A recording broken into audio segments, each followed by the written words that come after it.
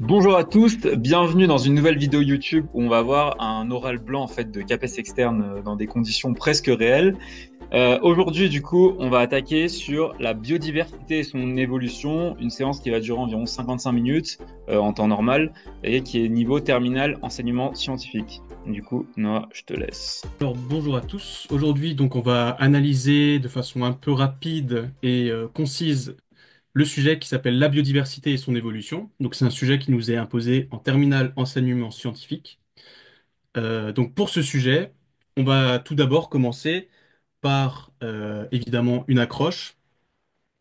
Les accroches, souvent pour ce qui est de la biodiversité, elles sont à trouver dans le développement durable, puisque c'est quand même un enjeu fondamental. Donc, rappeler cet enjeu directement, c'est très intéressant. Donc, directement accrocher les élèves avec le problème du développement, enfin, le développement durable et les problèmes actuels de biodiversité, pour par la suite commencer par des définitions. Donc là, évidemment, il faut définir tous les termes scientifiques qui vont nous être intéressants et utiles. Donc, biodiversité, évolution, mais aussi dérive génétique, euh, le modèle de Hardy-Weinberg qui peut être intéressant à développer aussi ici parce qu'il va nous permettre de comprendre certaines choses. Les techniques de capture, marquage, recapture, ce genre d'éléments vont être intéressants dans nos définitions des termes importants du sujet. Par la suite, on part sur les prérequis, donc cohérence verticale, spiralité. Ici, on retrouve des enjeux de biodiversité dans tous les cycles, donc du cycle 3 jusqu'à la terminale. C'est des choses qui reviennent énormément, d'autant plus dans les programmes les plus récents, puisque les enjeux de développement durable, ils sont fondamentaux. Normalement, les prérequis de l'élève, c'est qu'il sait déjà normalement définir le mot biodiversité, il connaît les interactions qu'il y a entre humains et biodiversité. Souvent, en plus, il en a déjà entendu parler autour de lui. Donc ça peut être intéressant, c'est souvent des sujets dans lesquels on va falloir aussi beaucoup prendre en compte ce que les élèves savent déjà. Et donc ici, pour ce qui est des prérequis et de la cohérence verticale, voilà ce qu'on a à peu près. Donc on retrouve ça en cycle 3, donc sixième, cycle 4, quatrième, cinquième, troisième, seconde, première enseignement scientifique et première SP, et ici terminale enseignement scientifique évidemment, et les terminales spécifiques. Une fois qu'on a mis au clair les prérequis, on va pouvoir passer sur les objectifs euh, de séquence. Donc, qu'est-ce qu'on aimerait que les élèves aient compris de ce sujet grâce à notre séquence? Et donc pour ça, on a la phrase classique à la fin de cette séquence d'enseignement. J'aimerais que les élèves aient compris que, et par exemple ici, j'aimerais que les élèves aient compris que le nombre d'espèces qui est connu est bien moindre que le nombre d'espèces qu'il existe réellement sur Terre, que les composantes de la biodiversité peuvent se décrypter selon dans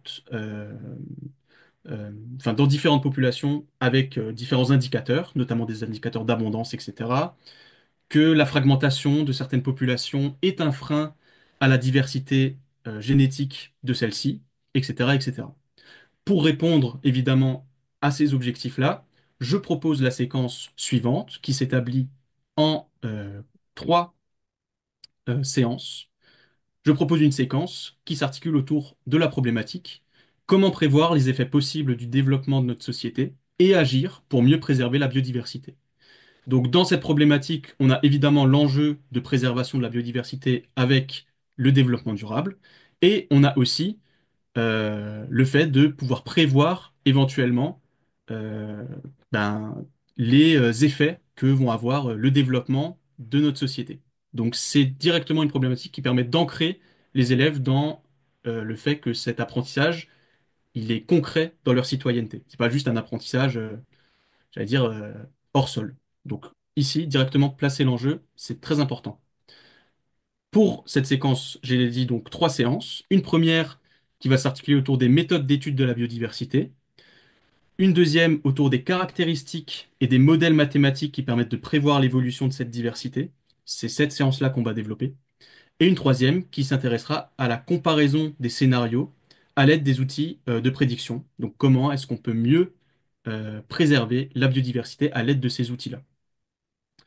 Toujours aussi important, quand on présente nos séances, de bien faire les transitions entre les différentes séances pour montrer la suite logique pourquoi cette séance 1, elle est en séance 1, pourquoi ma séance 3, elle est en séance 3. C'est aussi le moment, si vous voulez en faire, c'est pas obligatoire, mais ça peut être intéressant, de faire des évaluations diagnostiques, par exemple, et de dire où vous voulez les mettre. Donc, par exemple, j'aimerais proposer une évaluation diagnostique en première séance. Vous pouvez aussi proposer une évaluation diagnostique sur la dernière séance, hein, il n'y a pas forcément à le faire dans la première séance. Mais s'il y a un moment où il faut proposer des évaluations diagnostiques, c'est le moment de le faire pendant le plan de séquence. Une fois que ce plan de séquence il est clair, on peut passer à la suite avec, de façon plus détaillée, la séance que l'on va traiter pendant cette orale. Ici, comme je l'ai dit précédemment, on va traiter de la séance numéro 2, donc de la séance qui traite des caractéristiques des modèles mathématiques qui permettent de prévoir l'évolution de la diversité. Et on repart sur les objectifs de notre séance. Donc, comme on l'a fait pour la séquence, on va le faire pour la séance. À la fin de cette séance, j'aimerais que les élèves aient compris que, et par exemple ici, j'aimerais que les élèves aient compris que les activités humaines ont des conséquences sur la biodiversité et ses composantes, avec par exemple la variation d'abondance, et que ces activités elles peuvent conduire à l'extinction de certaines espèces. Ici, en plus, on utilisera l'exemple de Bufo-Bufo, qui est le crapaud commun. Pour répondre à ces objectifs de séance, je propose d'articuler ma séance autour de la problématique suivante. Quelles sont les conséquences sur une population de crapauds communs, donc buffo-buffo, d'une fragmentation de leur habitat due à l'action humaine et comment gérer ces conséquences? Je déroule ensuite ma séance. Donc pour commencer ma séance, j'aimerais commencer par un cadrage scientifique avec une phase initiale où je pose le contexte. Donc le cadrage scientifique ici va par exemple nous permettre de redéfinir correctement des dérives génétiques, qui va être assez important.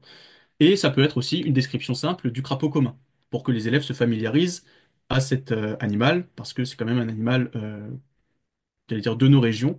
Et donc pour la culture naturaliste, ça reste important. Une phase initiale, on met du contexte, et évidemment la problématique, comme on l'a dit. Une fois qu'on a mis en place toutes ces choses-là, on déroule notre activité. Donc, on propose de façon concrète l'activité qu'on va faire aux élèves. Ici, l'activité, c'est une activité sur logiciel. Le logiciel, c'est EduModel. Et donc, l'activité qu'on va proposer, c'est une activité, donc évidemment, qui dépend du matériel qu'on a choisi, hein. Donc là, j'ai choisi un kit matériel qui me permet de faire l'activité sur EduModel. Et on précise que cette activité, il faut que j'utilise des fichiers, des fiches techniques. Tout ça, c'est à présenter, enfin, c'est pas à présenter la fiche technique hein, de façon claire au jury, mais il va falloir que vous présentiez au jury par exemple des captures d'écran, que vous-même vous alliez sur et du modèle directement pour faire l'activité devant le jury. Cette activité, donc, elle repose sur la consigne suivante. À l'aide du logiciel d'EduModel, réaliser une simulation de l'évolution du nombre moyen d'allèles présents dans la population de Buffo-Buffo, donc du crapaud commun, en fonction du nombre de parcelles. Vos résultats seront donnés à la fois sous forme de tableau récapitulatif et sous la forme d'un graphique qui est associé. Cette consigne, j'attends de celle-là qu'elle permette aux élèves de former un résultat qui sera un tableau et un graphique qui montre l'évolution du nombre moyen d'allèles par parcelle selon le taux de fragmentation qu'on aura défini sur EduModel. Par la suite, on montre évidemment, au moins on met en avant les compétences qu'on va travailler pendant cette activité. Donc ici, on a notamment l'utilisation d'outils euh, et de mobiliser des méthodes pour apprendre, donc avec par exemple EduModel. Donc ici, ça va être extraire, organiser, exploiter des informations à partir par exemple du logiciel.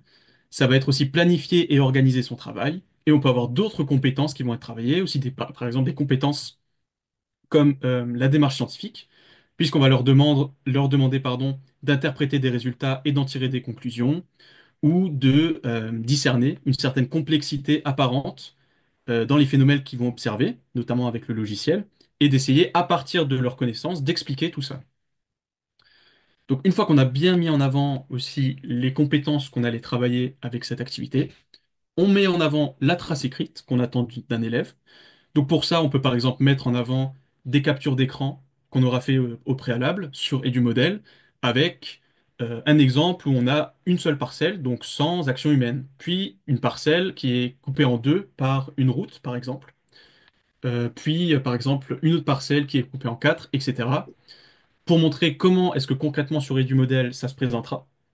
puis mettre en avant les tableaux avec le recensement de la fréquence allélique et de la diversité allélique, mais aussi de l'effectif des populations, par exemple, par rapport au nombre de parcelles. Donc ça fait partie des résultats qui seront attendus, puisqu'on a dit qu'il fallait un tableau et un graphique associé. Donc les graphiques, on peut les retrouver grâce à l'aide du modèle ou grâce à un tableur Excel, qui est normalement dans le kit matériel, il me semble, qu'il y a un fichier aussi Excel qui est associé. Et une fois qu'on a mis en avant cette trace écrite, ça va être le moment de donner, enfin, pardon, je reviens rapidement sur quelque chose que j'ai oublié, c'est le dispositif. Puisque là, on est sur un logiciel, évidemment, il va falloir aussi, comme je l'ai mis dans la consigne là, préciser le temps qu'on accorde aux élèves. Donc ici, j'ai mis 30 minutes, puisque on a 55 minutes seulement pour ce cours. Donc 30 minutes d'activité, ça me paraît raisonnable. Et pour ce qui est de la consigne, il va falloir aussi leur dire s'ils le font par binôme, seul, en groupe. Et pour cette activité-là, je propose de le faire par binôme et une mise en commun des résultats à la fin de l'activité. Le faire par binôme, ça permet un échange entre les différents élèves, donc une confrontation des idées, ce qui est très intéressant. Et en même temps, ça permet de mieux gérer le fait qu'ils soient à deux, par exemple, sur les ordinateurs. Puisque souvent, dans les salles de SVT, sur les paillasses, il y a un ordinateur pour deux étudiants, enfin pour deux élèves. Euh, donc voilà pour ce qui est des dispositifs. Le résultat, on en a parlé. Et donc, une fois qu'on a bien mis en avant les résultats, on va pouvoir mettre en place le bilan. Donc, quel bilan de séance je ferai aux élèves? Donc, par exemple, le bilan, ça peut être quelque chose comme les activités humaines ont des conséquences sur la biodiversité et sur ses composantes. La fragmentation d'une population, et notamment la fragmentation de leur habitat, conduit à des échantillons de plus faible effectif, sur lesquels la dérive génétique s'applique plus rapidement et de façon plus forte. Et ces effets des activités humaines peuvent être limités en mettant en place des mesures plus adaptées. Ça peut être un bilan de séance que je vais ensuite poursuivre avec un bilan de séquence. C'est-à-dire que là, je vais revenir sur l'ensemble des séances et pouvoir proposer, par exemple, un schéma bilan qui va reprendre toutes les conclusions de mes séances et notamment celles de la séance que j'ai décrite. Le mieux, c'est de la mettre en évidence avec un code couleur pour montrer quel était l'apport dans la séquence et pour quand même montrer l'apport des autres séances. Une fois que j'ai fait ce schéma bilan, alors soit je le projette, soit je le forme directement au tableau, ou en tout cas, je le complète directement au tableau devant le jury. Euh, j'en parle rapidement, je décris ce qu'il y a sur ce schéma bilan, je décris quel était l'apport de ma séance, et une fois que j'ai terminé cette étape-là, je peux me permettre de remercier le jury d'avoir été attentif à mon sujet et me préparer à la suite, c'est-à-dire aux 30 minutes d'entretien. Donc c'est le moment où on se calme, on se repose un peu, on boit un grand coup, on prend une inspiration et ensuite on repart de plus belle pour faire un oral qui est mémorable. Bah, super, merci beaucoup pour cette séance. J'espère que ça vous aidera. N'oubliez pas que vous avez tous les liens en description pour plus d'informations sur le pack gratuit, les fiches qu'on va vous mettre à disposition, etc.